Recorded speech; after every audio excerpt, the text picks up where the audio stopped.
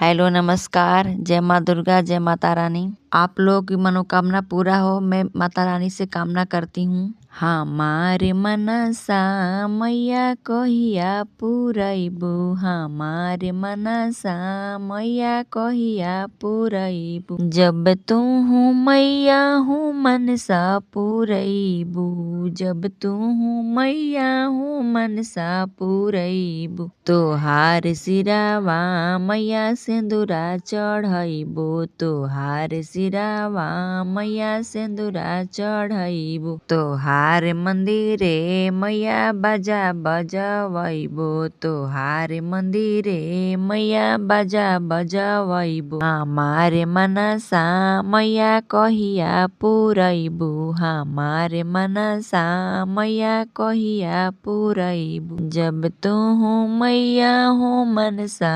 पुरैबू, जब तू हूँ मैया मनसा पुरैबू। तोहार गलावा मैया हरवा पेन्हैबो, तोहार गलावा मैया हरवा पेन्हैबो। जब तू हूँ मैया हूँ मनसा पुरैबू, जब तू हूँ मैया मनसा पुरैबू। तोहार कमर मैया चुंदरी चढ़ैबो, तोहार कमर मैया चुंदरी पेन्हैबू। हमारे मनसा मैया कहिया पुरैबू, हमार श्राद्धा मैया कहिया पुरैबू। जब तू हूँ मैया हो श्रद्धा पुरैबू, जब तू हूँ मैया हो श्रद्धा पुरैबू। तोहार मंदिरे मैया चौका पुरैबो, तोहार मंदिरे मैया चौका पुरैबो।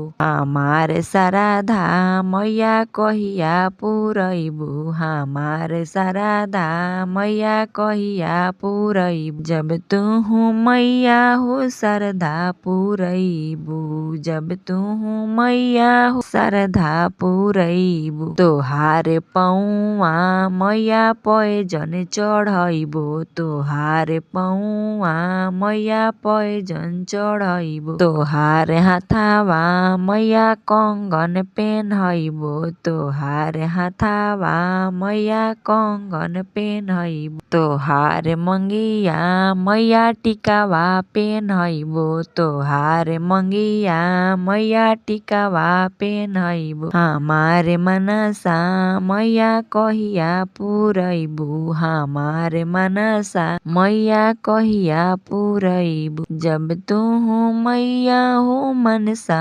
पुरैबू, जब तू हूँ मैया हो मनसा पुरैबू। तोहार मंदिरे मैया दिया बरवैबो, तोहार मंदिर मैया कलश रखवैबू। हमही जे गाइब मैया हमही बजाइब, हमही जे गाइब मैया हमही बजाइब।